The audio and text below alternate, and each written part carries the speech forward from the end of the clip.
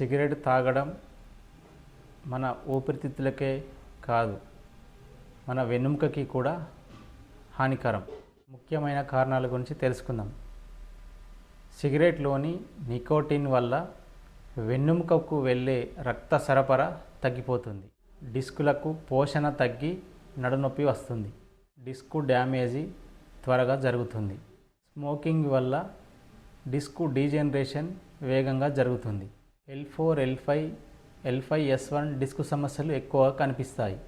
Oxygen సరఫరా తగ్గిపోతుంది. Cigarette తాగడం వల్ల రక్త ప్రసరణ తగ్గి కండరాలు అలసిపోతాయి. అదేవిధంగా మజిల్ స్పాజమ్స్ కూడా వస్తాయి. ఎక్కువ కాలం స్మోకింగ్ చేస్తే ఎముకల సాంద్రత తగ్గిపోతుంది. నొప్పి తగ్గేందుకు ఎక్కువ కాలం టైం పడుతుంది సిగరెట్ తాగేవారిలో. అయితే కామన్గా నడునొప్పి ఉన్నవారిలో లక్షణాలు నడునొప్పి ఎంతకు తగ్గకపోవడం, ఒక కాలు లాగడం, గుంజడం, సయాటికా సమస్య, కండరాలు పట్టుకోవడం, ఉదయం లేచినప్పుడు గట్టిగా ఉండడం, ఎక్కువసేపు కూర్చుంటే నొప్పి రావడం, ఇలాంటి లక్షణాలు అనేవి ఉంటాయన్నమాట. అయితే మరి ఏం చేయాలి?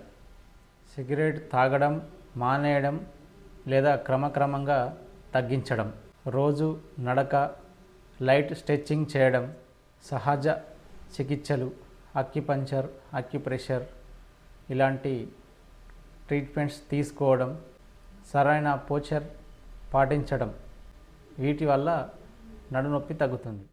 చాలామందికి సిగరెట్ తాగడం ద్వారా నడునొప్పి వస్తుంది అనే విషయం చాలామందికి తెలియదు.